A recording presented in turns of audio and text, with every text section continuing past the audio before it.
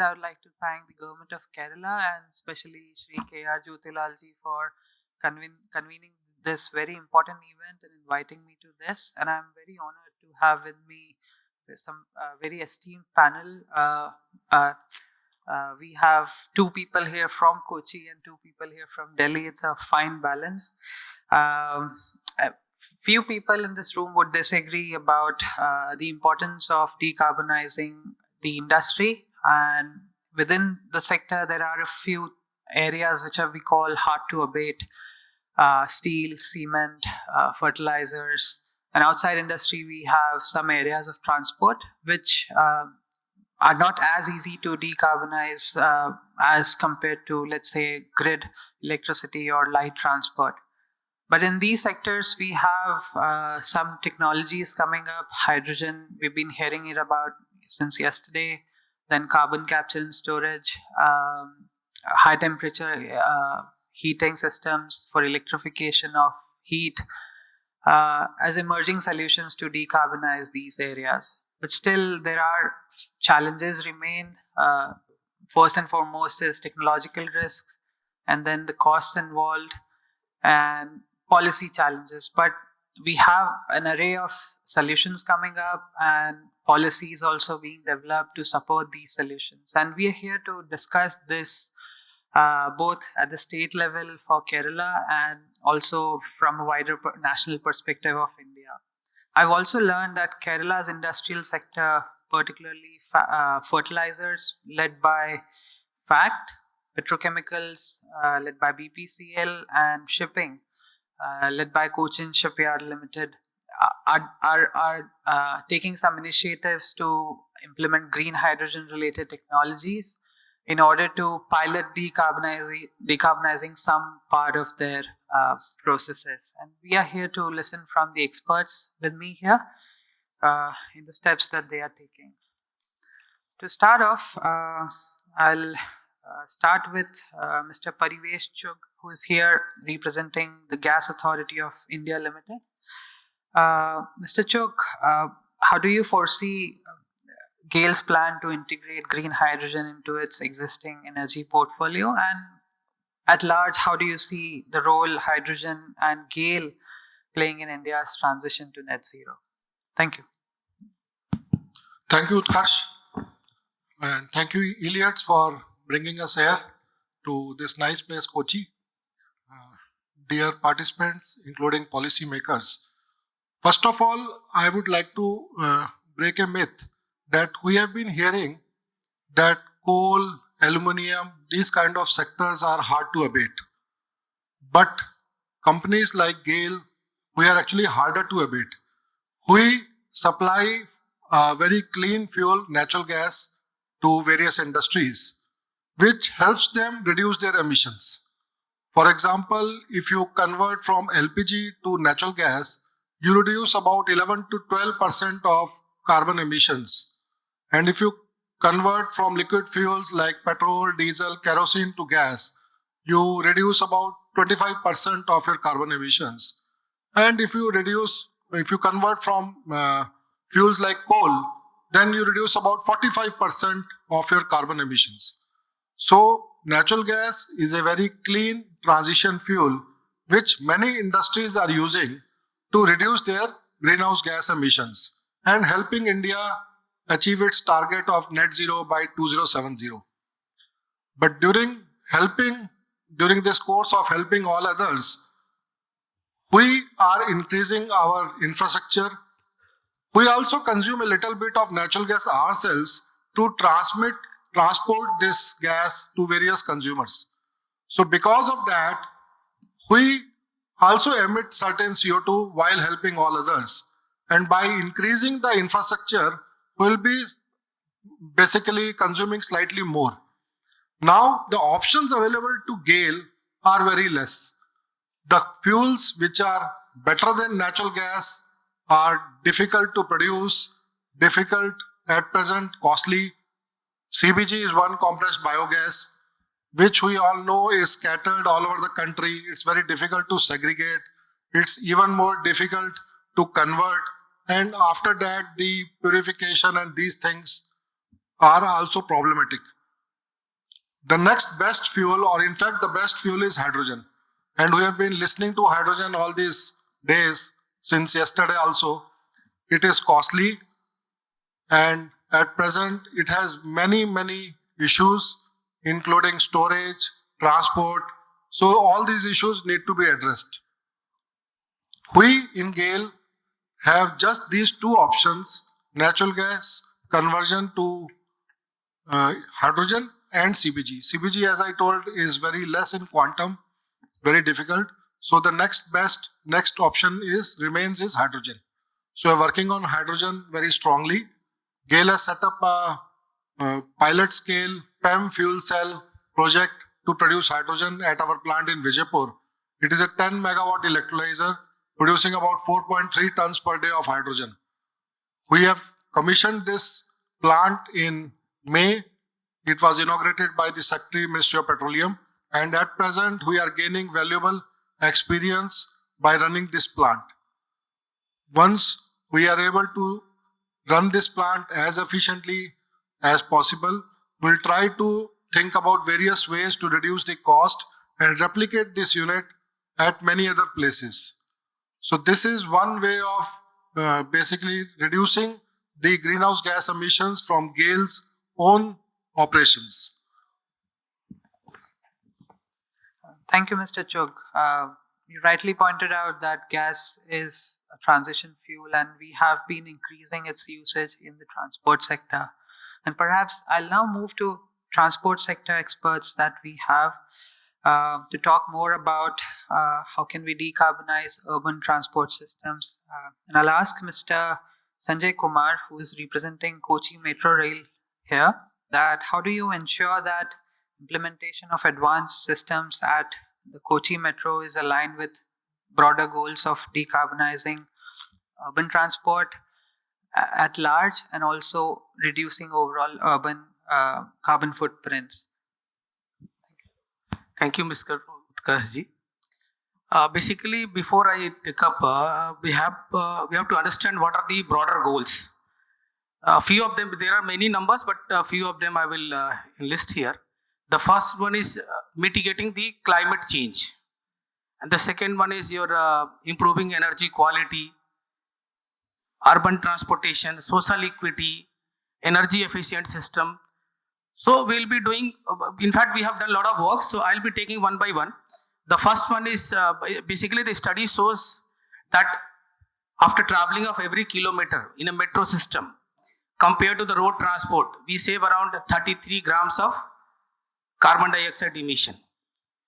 And as we know that the metro runs for millions of a kilometer and runs on the electricity, so thereby reducing this carbon emission drastically. So we have to keep basically insisting to people to move on the public transport, basically the metro system. Now the Kochi Metro specifically has done so many works in order to achieve these goals, these broader goals basically. The first one is implementation of the solar system, solar power system basically. So KMRL out of its total uses, more than 50% energy we are generating from this solar system, and thereby we are saving around 7 tons of carbon dioxide, basically carbon emission, and which is equivalent to your around 5 lakh trees plantation. Next comes your energy regeneration, basically regenerative braking system. Thereby we are reducing around 33% dependent on the main supply source. We are regenerating, and this regenerative energy is being fed to the main grid, or even the subsequent trains which is following can take that particular energy. So we are saving that energy, which is I think one among the best in the metros, around 38%, 39%. We are all trying to get it by 40%, and then the next, by doing so, this here also we are saving around many tons of carbon emission, and around 3 lakh trees 3 lakh tree planting equivalent.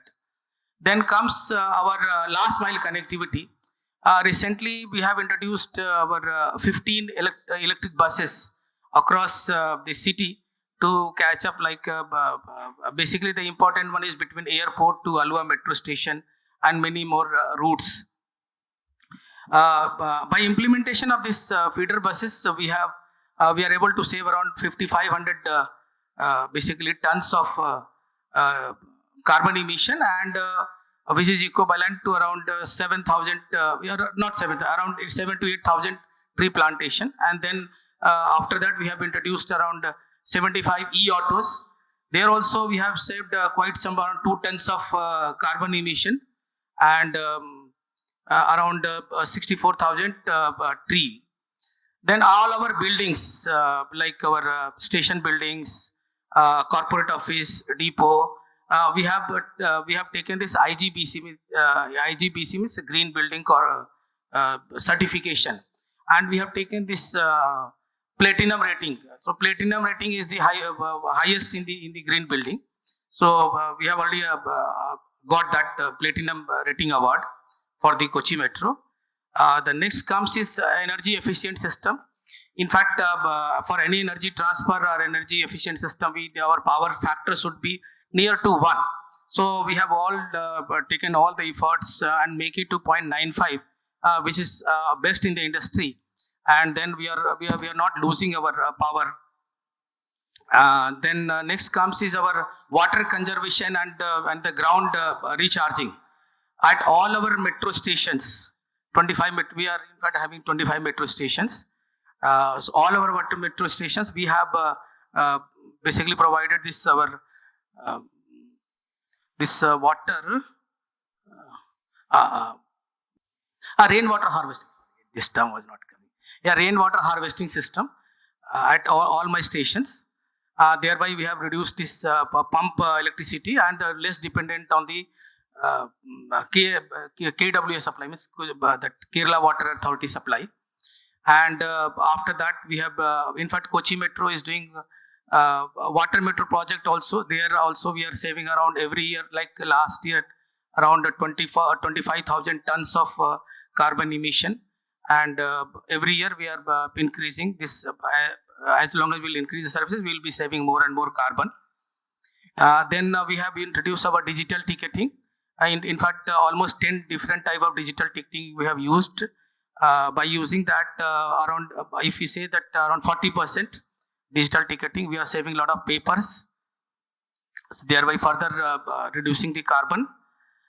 And for our maintenance, we are using, we call it OMMS, like Operation Maintenance Management System, which is basically for all my subsystems as well. There we are using it for this generation of job cards, attendance, and various other purposes, which again save the paper as well as the make the system quite efficient, saving the timing, and the people don't have to move across to give their attendance. They can give it from their places only. Kochi Metro has further introduced QMMS system, which is basically kind of a asset management system for the power supply. And IBM Maximo we are using for our rolling stock asset management. Here also we are saving a lot. And a lot of other energy efficient system we have introduced, like occupancy sensors. Our lift escalators, we have provided different sensors in order to further reduce the carbon emission. For our air quality improvement, Kochi Metro is doing there is a project called IURWTS. So this through for the 6 canals in the city. So thereby also we are improving we will be improved. So far this project is under implementation. We have not yet implemented so far. So once this is done, a lot of air quality will be improving. Currently we are having around 163 AQI. If you go anything more than 100 is not good. So we are also in the worst part, but better than Delhi and other part of the city, other part of the country. So, but still the entire country, every department, every organization like CIAL has done a lot of work on this. I think my colleague will further explain. So by doing all this, I think Kochi Metro and the CTO as a whole have done a lot on the renewable energy, and thereby basically reducing the carbon footprint. Thank you. Thank you, Kumarji. These are some terrific initiatives, and thanks for explaining the comprehensive steps Kochi Metro is taking across its operations. It was also heartening to know that there's increasing share of solar in the total electricity consumption. But I must say that we have here Mr. Manu from Kochi Airport, and the airport has the distinction of being fully operational on solar energy. I think it's first such airport in India. But Mr. Manu, just to ask you, what can other airports learn from this initiatives at Cochin Airport, and what were the challenges you faced or still are facing towards this goal of yours? Thank you, Utkarsh. And thank you, Anat, and particularly Power Secretary Jyotilal sir for inviting Cochin International Airport to this platform. And regarding your question, sir, okay, Cochin International Airport is recognized by the United Nations as the only one airport that is fully powered by solar energy by Champion of Earth Award. But you may be knowing now, the transportation sector, particularly the aviation sector, is contributing around 2.5% of the global carbon dioxide emission. But aviation industry, because being regulated thoroughly throughout the world, we cannot initiate offsetting the carbon or other new technology innovation without the concurrence of the other nations as well. So that is a challenge. In 2012, we started with a rooftop 1 megawatt project, and then within the next 10 years, we are able to have that 50 megawatt capacity now. We are now producing excess solar energy with respect to solar. And we actually initiated with, so I'll just tell you with respect to the aviation in particular, because the runway and the taxiways are separated apart, the space is there where we can have the installations positioned. So that means a square feet area is available for the solar panels to be positioned. It will it has got some intangible benefits, because the grass cutting can be avoided, and the burn menace can be avoided by positioning the panels. So intangible benefits are there. So actually, it is not like the obligation. It is actually an opportunity as well. So we can make use, an airport operator or any other industry can make this as an opportunity where the square feet rooftop will be available, particularly with respect to the aviation. If you consider the building top, it's almost like we may be getting around 10 to 15 lakh square feet area rooftop. That rooftop can be used for that purpose. And as I told you earlier, in between the taxiways, in between the terminal building and the runway, there are a lot of space available, can be made use of, and in the intangible benefits that has been, I already told. That is the benefit of the other airport that aviation industry as well as the other industries can look into. And another case is like we have got floating panels. So in the approach funnels and the takeoff funnels, again the floating panels can avoid the menace of bird, because in the aviation industry the bird heat is an issue where the airport operator can take actions on that. So on the approach funnels, if some water bodies are there which attracts the birds, if you avoid it with instead of some olden days, it was like balloons and all positioning in the water bodies. Now it can be positioned that we can place the floating panels which will generate electricity as well as avoid bird menace. So it will be an added advantage to the aviation industry with respect to the safety. And with respect to the carport, you may be knowing a lot of cars, particularly for example in our airport, we are already having around 2,600 cars parked in a shade of our solar. So triple way it will benefit it. One is the car is getting a shade, we are getting electricity, and we are giving free electricity power to promote battery operated electricity. So cars and all. When parked, the passengers or the meet and greet people can park their vehicle underneath the solar shade and get the vehicle charged. So under the shade means if it is a hybrid vehicle, the diesel evaporation will be the lowest possible.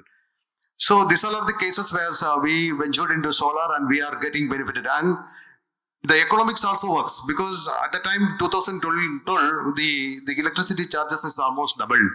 In that sense, we actually within 8 years of time, we already got benefited even though the regulations are not that much favorable at that time.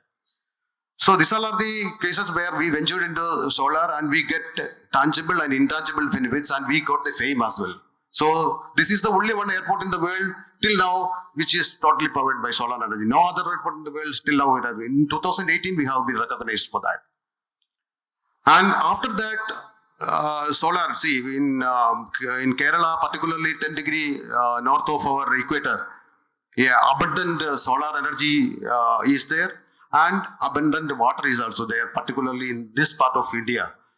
And we are now looking into, after looking into the light, we are looking into the water now. So the water is, the green electricity that has been produced by solar energy is being used for producing hydrogen by electrolysis. So with the help of BPCL, we are now ventured into the hydrogen field, where we are producing hydrogen with around 1 megawatt capacity, then 1000 kilowatt capacity. And will be operational within a month of time. Most probably the petroleum minister or our chief minister will be inaugurating within maybe by next month time. So we can make use of the natural resources, perennial sources for making electricity is our vision. And our management, particularly led by our Chugh sir, is taking it further forward, even though our total capital investment around 4,000 crore, out of the 10% we are spending for producing the solar. That is our advantage. That is why we are into that level. And after that, as our Metro man told, this is our digitalization is happening. The passengers is allowed to travel with the digital thing. So, and the pooling of resources is also being promoted. And then we are promoting with that biometric punching system. So in whichever possible way we can preserve our environment, solid waste to energy, the water harvesting system, all these small, and we promote the city side public transport system as well. Joining with the metro, we can connect to the airport within no time. Maybe by 20 minutes, we can connect metro station to the airport, and we promote the city side transport, pooling of resources, everything. So, and we promote the electricity vehicles as well. So, with these small steps, we are actually now net carbon zero, and then we are further venturing into this type of, even though we need the government support with respect to the regulation. That is actually a challenge.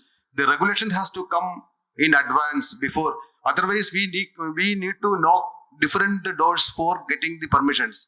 Example, when the hydrogen is now coming up in our premises means we need to, as an airport operator side, we need to go to the public, means the residents nearby, and need to convince them. We need to call them with the help of the public administration, local bodies, and need to convince them that it is not like a hydrogen bomb. They actually, production of hydrogen, they will think like a hydrogen bomb. They might have heard only the hydrogen. So we need to convince. That is a challenge. So the regulator in that aspects has to come a little bit further in advance. Before the industries come into the picture, the regulation has to be in place. I know there can be chances because they may not be studied. So the standards and recommended practices will not be there. So in that aspect, if possible, the industries, the researchers, and the regulations, particularly the government side, has to shake hand each other, make confidence on each other, and then has to have that regulations and everything in picture before the industry, because they are investing a lot of amount. Particularly if you compare the diesel engine with the hydrogen engine, it will be like 3 times cost. So if an industry intends to spend on that, then other ecosystem should be in such a way that they need to promote in that level, in that aspects. So I think these all are the challenges main, and thank you very much. Thank you, Mr. Manu. I mean, I'm sure just like me, many people would have wondered why there's so much land, but why it's not that easy to install solar panels in airports. And I think we get some hint from your answer. Moving on, Mr. Ashok Kumar, I'll come to you to get your 38,000 feet view on how BEE, through its different programs and initiatives, is targeting energy efficiency improvement across industries, not only in the power sector, but all energy intensive industries. Please. Thank you, Utkarsh, and distinguished panelists here and the equally distinguished audience. So it is my pleasure to kind of tell the BEE story here. As many of you know, that Bureau of Energy Efficiency is the only agency, possibly in many parts of the world, we do not have this kind of dedicated agency under the act of a country, which is responsible for improving or promoting energy efficiency and conservation measures across the country. So BEE has been active since 2002, so it's more than 20 years now. And you would be happy to note that under the Ministry of Power, with the help of other supporting agencies like EMC in Kerala here and several other state agencies across the country, India is doing fairly well in energy efficiency. I will give you some numbers at the end. The country has energy efficiency programs and mitigation programs that several of the distinguished panelists have already mentioned. I would come into the further details to this, but I would like first to put in a context where former Foreign Secretary have mentioned that the world had in the past more than 12 months, the global average temperature was above 1.5 degrees centigrade. That has never happened in the history. So that is the big context, which has its own implications that you all recognize. And for a country like ours, it has even more implications. So that has to be recognized very honestly and responded to, if at all we are serious enough to address the challenge. So for that, such events and many such other events, discussion, discourses, people in the experts, think tanks have to collectively work. And more on to it is that India has one platform called Life Mission. Honorable Prime Minister has proponed it, and that has been well taken across the globe. So which places each one of us at a responsible position to address the climate change, not the metros, not the industry, not the other say transport sector or building sector or any other sector. So that is the context right now, and everyone has to respond to the challenge that we have. So to coming specific to the BEE's program, many of you know that we are into appliances sector. India currently has around 38 appliances, which is under the program called standard labeling, where the appliances has to have a label. And there are around 16, 18 categories of appliances like air conditioner, refrigerator, distribution transformer, LEDs, ceiling fan. Those equipments cannot be sold in India without label. So the label helps the common people to make informed choice about the energy efficiency. Thereby they can make decision to buy those appliances based on the star rating. More the star, more the efficiency, more the saving. So this is one flagship program. I think it has touched every one of you. ACs are in every home and everyone has a home. So that is one program. Then another very successful program is called PAD scheme for the industrial efficiency. Coming to Kerala, Kerala has, I think, 20-25 industrial other establishments which are under that regime. So this hotel is under a PAD scheme where hotel is given its efficiency improvement targets every 3 years. So hotel has to do auditing, hotel has to look into the options of lighting, HVAC, their water usage, all that measures are being taken. So it is an extensive program that the various levels are taking up. There is there is a fertilizer plant in here. There is a paper plant, Hindustan Paper, the fertilizer plant in Travancore. There is a Malabar cement plant in here. So all these industries are already taking up their actions to improve the efficiency, and thereby reducing the emission that is causing the global climate change. So we have industrial program. Then you would see that there is a program called CAFE norms for the passenger vehicles, called M3 category of passengers. Buildings are being also regulated. There is a building code that the Bureau of Energy Efficiency brings out. Now that building code, which has been in the force since 2007, has been amended in 2023 to include conservation measures, as panelists mentioned about the water harvesting. So now the buildings of the future will have all these features to be integrated as part of code, without which the buildings, the certification will not happen for the architect to make those buildings in the municipal bylaws. So those are coming up. Those all will contribute to the reduction of emission intensity. As many of you know, that India has committed to reduce emission intensity to 45% from the 2005 levels, for which all actions will contribute. And it would also happy to note that, the Paris commitment of 33% has already been achieved. And of course, country is on the track to what the promises that the country has made. So of course, the 2070 goal post of net zero, again, it is net zero, not zero. So that also has to be found out, particularly in the context of hard-to-abate sector. There are industries which just cannot be zero emitting industry. The product cannot come out with a zero emission. Product has to have some embedded carbon. So how to mitigate that? There would be options of substituting, offsetting, or reduction, removal, several other options. So that way, the hard-to-abate sectors, particularly like steel, aluminium, cement, to some extent fertilizer, and several others.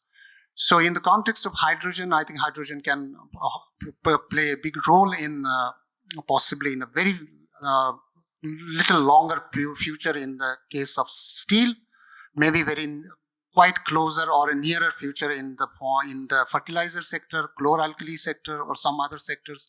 So that will again work out how the country takes decision and the industry takes its decision based on their own business decisions. So those are the fundamental, I think, points that I wanted to highlight. Just to give you an impact of the efficiency in Indian context, last year 2022-23 impact study of efficiency across the country says that India has reduced or avoided emission of around 300 million tons of CO2. Now this 300 million tons without a context doesn't make sense. But if you put in a context, Japan country, the whole emission of Japan is around 900 million tons. India is emitting around 3 gigatons. So you can just do the math that how much impact that the energy efficiency is making.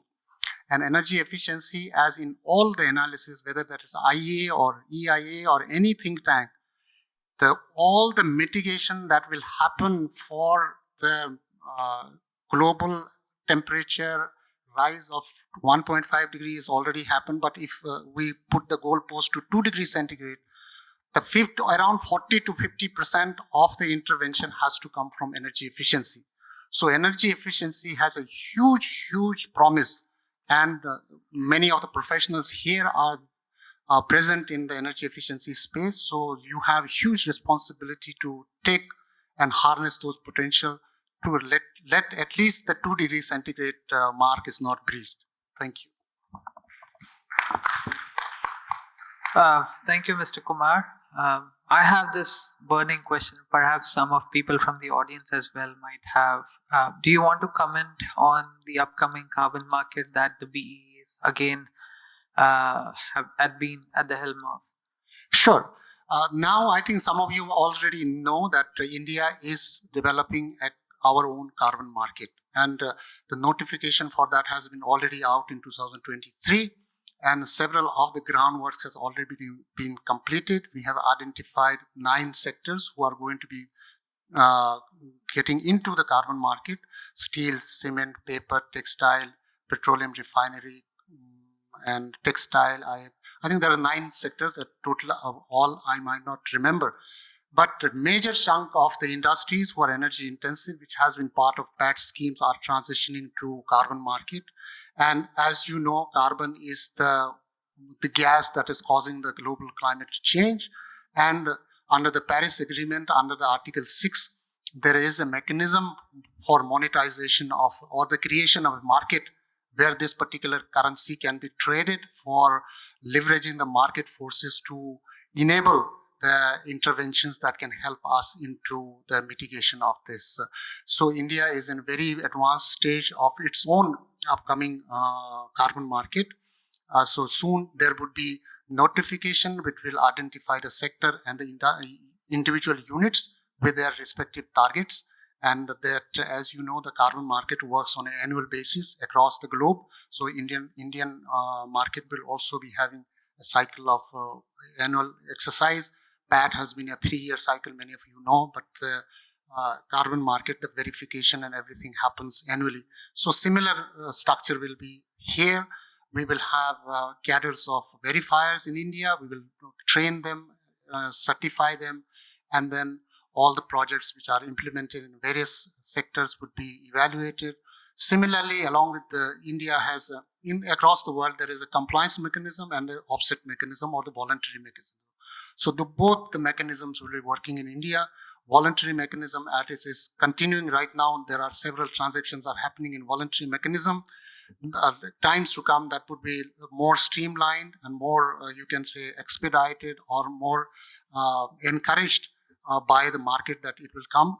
So I think the initial update that this much I can add to. Thank you. Thank you. Yes, please. Why in the industry, transportation has not been included for the marketing? You mean in the carbon market? Transportation is in the part of offset mechanism. Currently, what is happening in India is that we have identified industrial sector like cement, steel, and they have been under the PAT scheme. So they have been regimented or they have been regulated, they have been trained in the energy accounting, auditing exercises. So as a first phase, they are being put into even under the ongoing PAT scheme, we have 13 sectors, but we haven't taken all the 13 sectors. For example, there is a railway, there is a discom, there is power plant and other sectors. So we have taken the sectors which are well prepared to move into, and the times to come possibly in the next phase or that the transportation may come in the compliance sector. But the transportation projects will have all the liberty to participate in the voluntary market. So voluntary market is already open. I think metros are participating in the carbon market as such without any Indian owned market at the international market. Yeah, there are refineries as one of the sectors, right? And that relates. But thank you. Carbon markets is also coming at the right time when the world is, many countries in the West are moving towards carbon border adjustment tariffs, and having a domestic carbon markets should help our exports remain competitive in such new trade regimes. I would now want to open this panel up for questions from the audience who have been very patient in listening. Can people who have questions raise their hands, please? Kindly identify yourself as well. I'm Kumar, General Secretary of Society of Energy Engineers and Managers, the professional body of certified energy professionals in India. See, my question is to Dr. Ashok Kumar. How this CBAM is going to affect India's prospects for exports? Probably, are they being covered under the sectors CCTS is proposed? I think very good question. Under the CBAM, 2 industries of India are going to be first affected, the steel and aluminium. Yes, it has its own implications, and the country is taking its position. As you know, the EU and India trade talks and several other talks are happening. But from a from a technical perspective, there is a mechanism under the CBAM also that if your market and our market, EU ETS and Indian carbon market gets mutually recognized.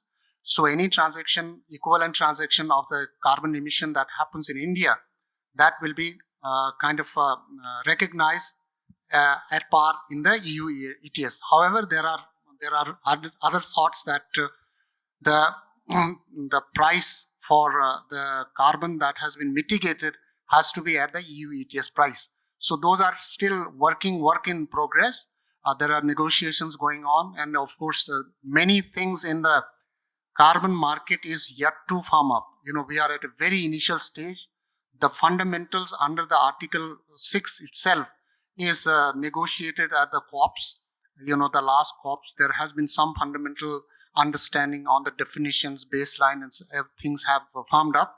But other than that, most of the you can say data points are loose. So there is yet to be confirmed on all how it will actually happen. Of course, there has been progress in the way the data are shared. As per this CBAM has to come in force from, I think, December of 26, if I am not correct, but somewhere in 26 it has to come in force. But however, all the mechanics of that is yet to be finalized. The implications we see only in the two sectors. Of course, they have other sectors, cement and electricity and others that we do not export to EU, so it doesn't matter. So if at all cement is exported to EU, then and only then. So currently our exports are to steel and cement. And there are other implications of, how you, then there is a taxonomy, how you define, there are several factors to it. But yes, there is a discussion going on how to deal with that. Thank you. Any more questions? My name is Piyush Sharma. I am the business unit head for Auto Meters, and we are the EPCs for our green hydrogen projects. My question is to Mr. Ashok Kumar. In fact, the two questions. You just talked about the carbon market for India, which is going to develop. So is there any registry we are also coming up to register these carbon projects?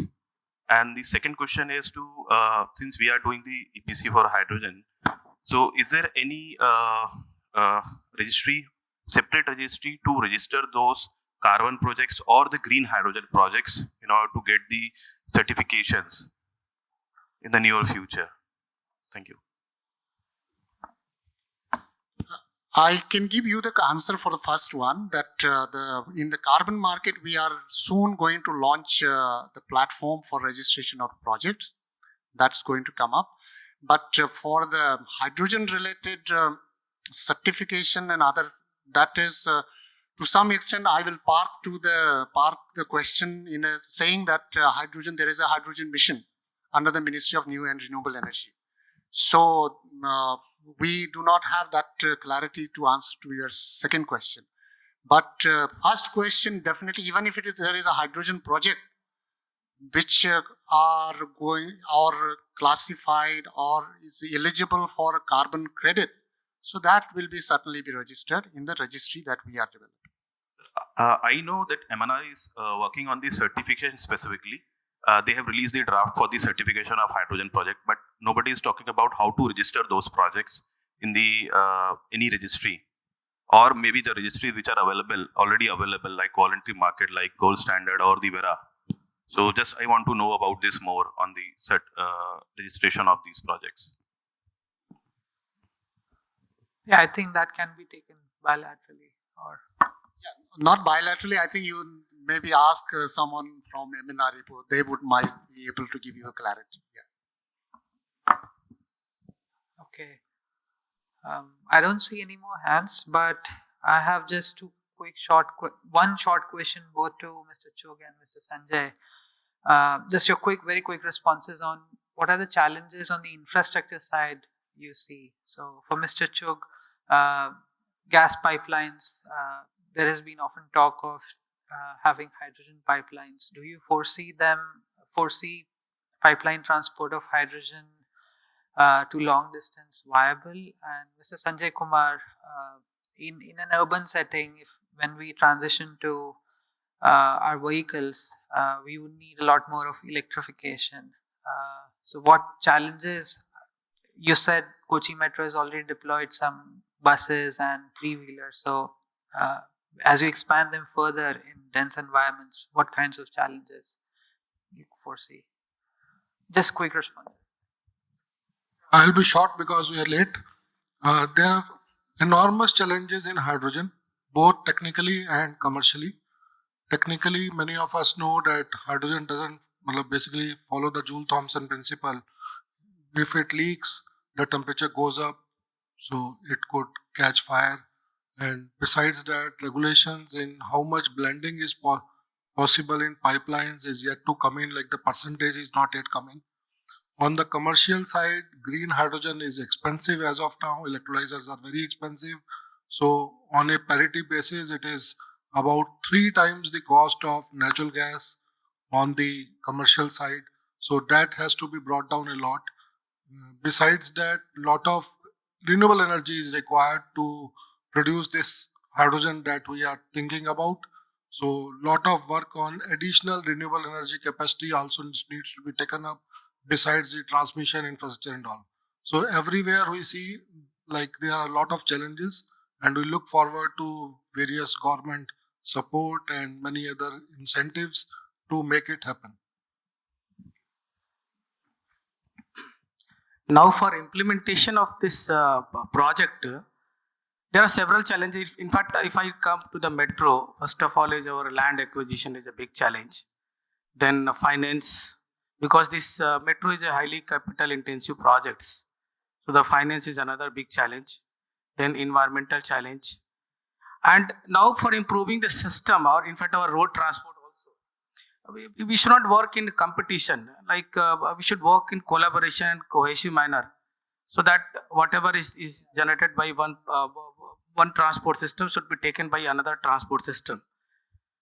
So accordingly, that I think the system will further get improved. Now, if you go like our as I discussed in my previous this previous session, that climate change cannot simply be mitigated without decarbonizing the transport sector, because transport sector itself is contributing to around 25% of the carbon emission.